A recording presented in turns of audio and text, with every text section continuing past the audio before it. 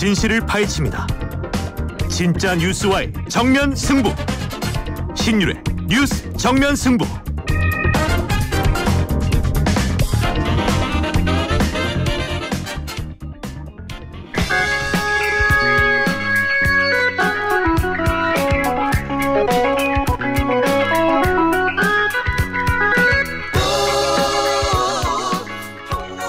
풍문으로 들었어. 그렇습니다.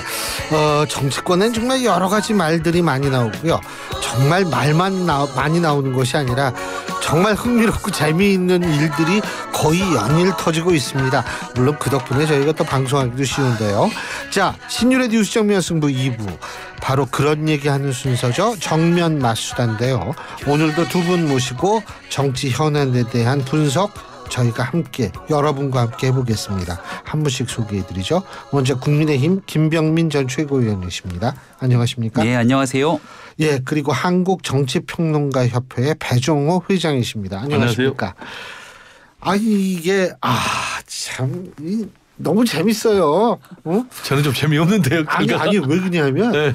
저는 뭐 아무 당 소속이 아니기 때문에 그렇죠. 이렇게 보면은 흥미진진해요.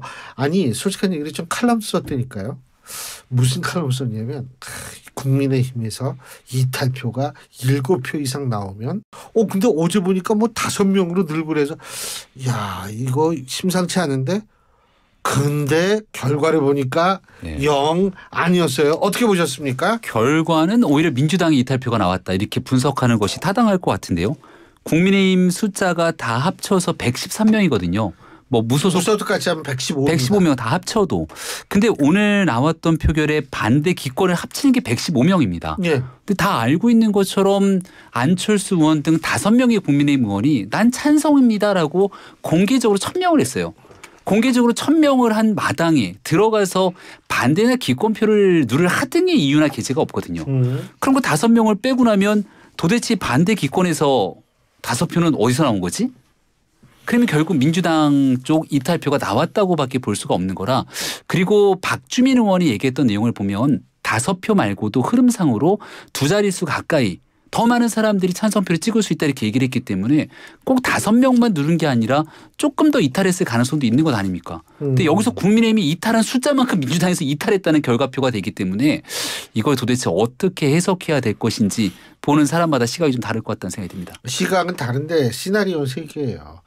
그러니까 전부 진영에 입각해서 투표를 했다는 게 하나의 시나리오고 두 번째는 뭐냐면 민주당이 이탈했다는 시나리오고 세 번째는 개혁신당이나 새로운 미래 거기에도 의원님들이 계시니까 그분들이 이탈했다라는 그런 케이스예요. 아니 이제 이거는 21대 국회의원들이 한 거니까. 맞아요. 그런데 21대 국회의원이라도 개혁신당의 현역 의원이 두 분인 계시죠. 2분인가요? 3분인가요? 개혁신당에. 그리고 저기 어디죠? 새로운 미래에도 의원님이 계시죠. 그러니까, 네. 예. 이제 그분들은 이제 일단 야권으로 분류가 되니까 일단 결과를 보면은 예. 2가지 얘기를 하고 싶어요. 예상 밖의 결과가 나왔다.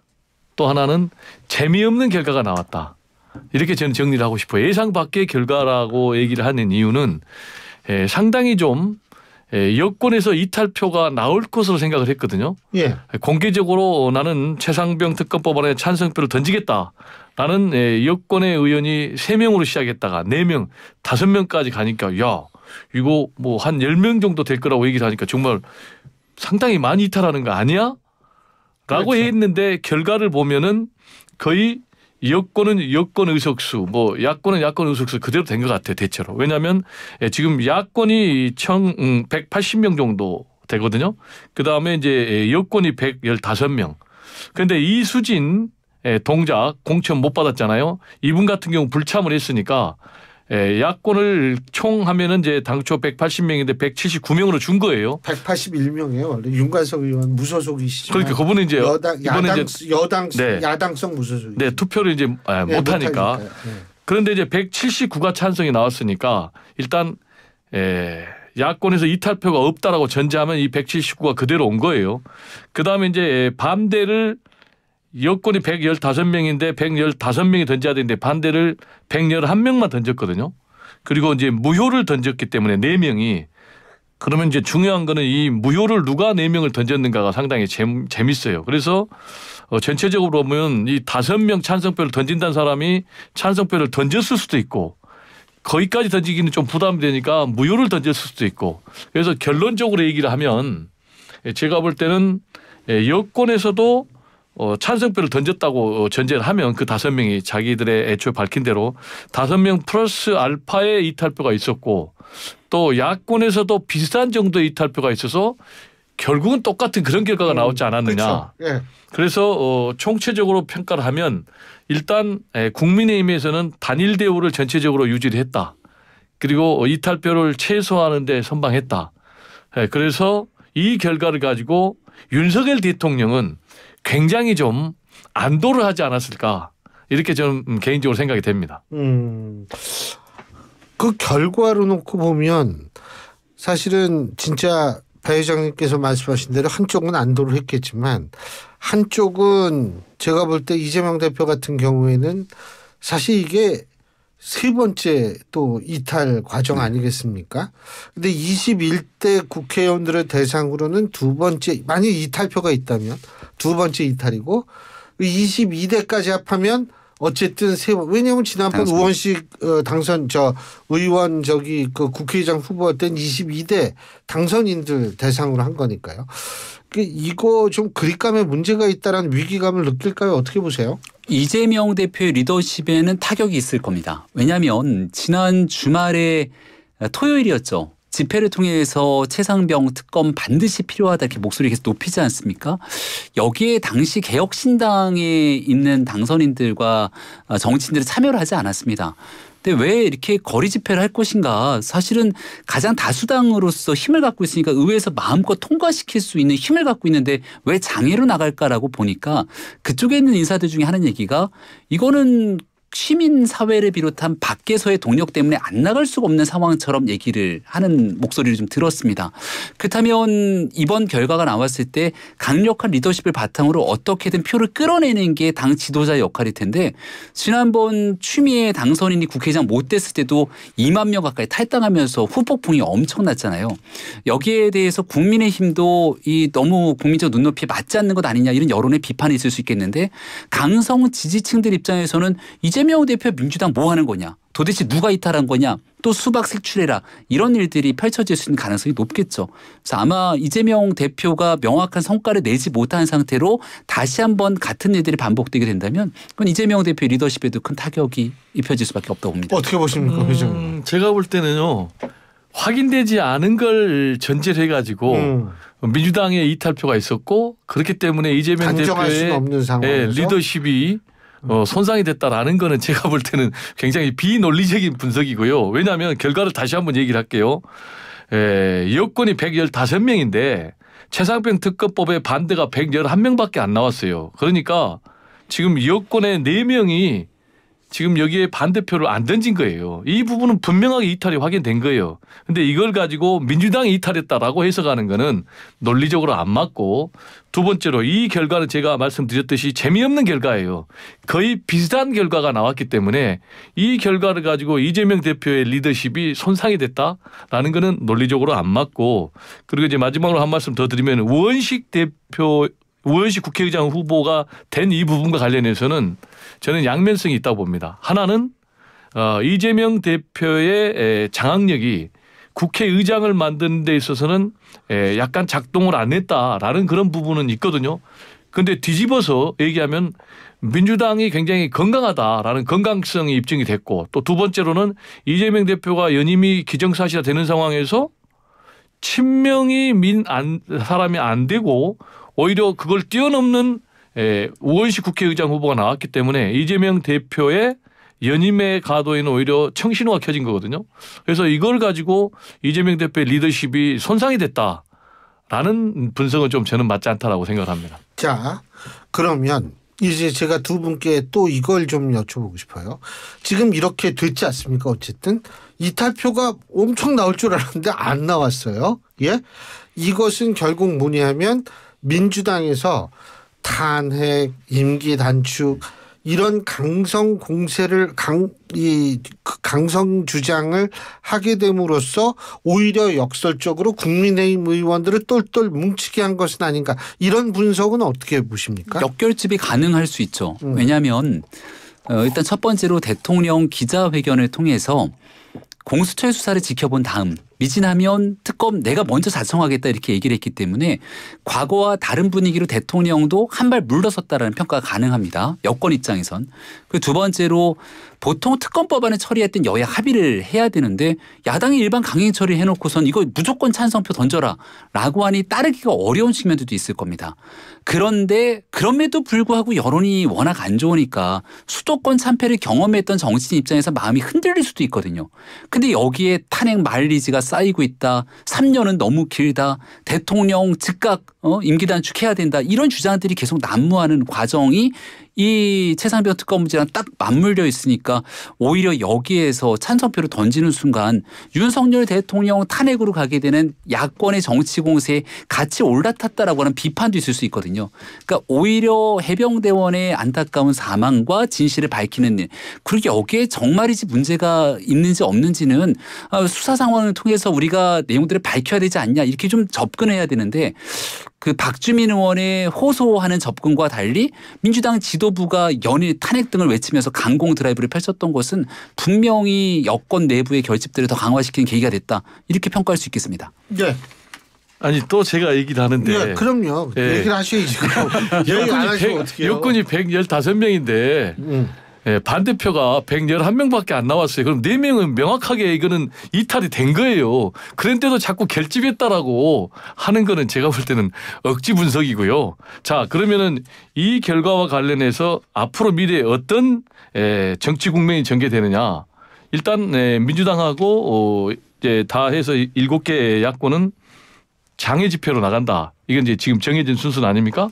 그래서 이제 윤석열 대통령에 대한 뭐 탄핵 문제까지 계속 불을 붙인다라는 것인데 자 그러면은 일단 제가 볼 때는 국민들의 시선은 더 나빠질 것 같아요. 왜냐? 일단 국민들의 60에서 70%가 최상병 특검법안 찬성이거든요. 근데 지금 전체적으로 보면은 여당이 대체적으로 대우는 흐트러지지 않고 유지한 것 같아요. 그러면 국민들 입장에서 보면 뭐야? 4월 10일 총선에서 참패해가지고 이제 좀 국민들의 여론을 반영할 줄 알았는데도 여전히 안 변했네. 저는 그런 생각이 좀 들 것 같아요. 국민들 입장에서. 그래서 야당 내 탄핵의 주장에 동조할 것이다. 저는 더 탄력을 받을 것 같아요. 네, 예. 저는 그렇게 생각을 합니다. 왜냐하면 이거는 지금 분명한 여론의 뒷받침이 있고 명분이 너무 있는 거다. 대통령이 경로설이 거의 기정사실화되고 있고 여러 가지 구체적인 정황 증거들이 계속해서 나오잖아요. 이런 상황에서 대통령이 지금 그 의혹의 대상인데 자신이 거부권 행사한다? 이게 저는 그렇게 명분 있는 선택은 아니라고 봅니다. 그 어떻게 보세요? 이 탄핵 얘기 또 나온다는데. 탄핵을 국민의힘이 동조할 가능성은 사실상 지금으로서는 제로에 가깝죠. 국민들 입장에서는 그 해병대원의 안타까운 죽음과 관련된 내용과 혹시 여기에 수사 과정에 외압이 있었던 것 아니냐라고 하는 의혹을 바탕으로 특검이 필요하다 이렇게 주장할 수 있다고 봅니다. 그리고 수사가 미진하면 과거 드루킹 특검이 그러했듯이 실질적인 수사 결과를 보고 특검으로 이어지게 되는 건 자연스러운 일이죠. 하지만 우리가 드루킹 특검 했을 때 그때 한번 기억해 보세요. 김경수 지사가 어떤 인물이었습니까?